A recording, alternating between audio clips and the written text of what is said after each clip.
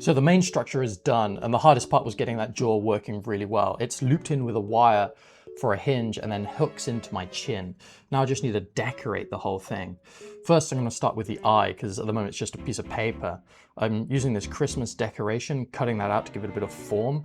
Originally I wanted to use some resin, so then I'll get like actual refraction, but in the end that was just going to be way too heavy. Now all that's missing is a crest, and to do that it's going to be really easy. I'm just going to trace it out on cardboard and then cut it out. Then I just have to stick it onto the main mask, and I did that with the lower crests as well. Then I'm going to use a bit of plasticine to sculpt a little bit and go straight into paper mache.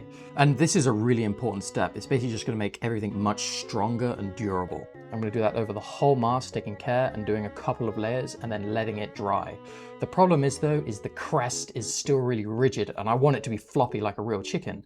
So I'm cutting it up and segmenting it kind of like the digits in a finger, and then sandwiching that in between this weird material that's used for kitchen counters. I don't really know what it is, it's kind of a weird foam. Anyway, that surprisingly works really well. You can already see there's a bit of flop and that's exactly what I want. Now I'm just primed it and painting it red. After that, I'm airbrushing it. This gives me much more control over the paint. And then all we have to do is start to add feathers. I bought these like feathers that come on like a weird strip that I can then stick on with hot glue, and I'm going to layer that kind of like scales. And then after that, I can glue individual little feathers to give me more control. Now we just have to test it to see if the chickens actually like me now. You know, I can become one of them, be part of the family. They can adopt me as a new member. They don't like me. I think they find this actually kind of scary.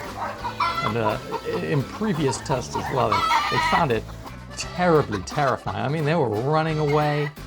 They just could not handle it. Well, I think I'll just stick to my own species and just sit down and watch a movie.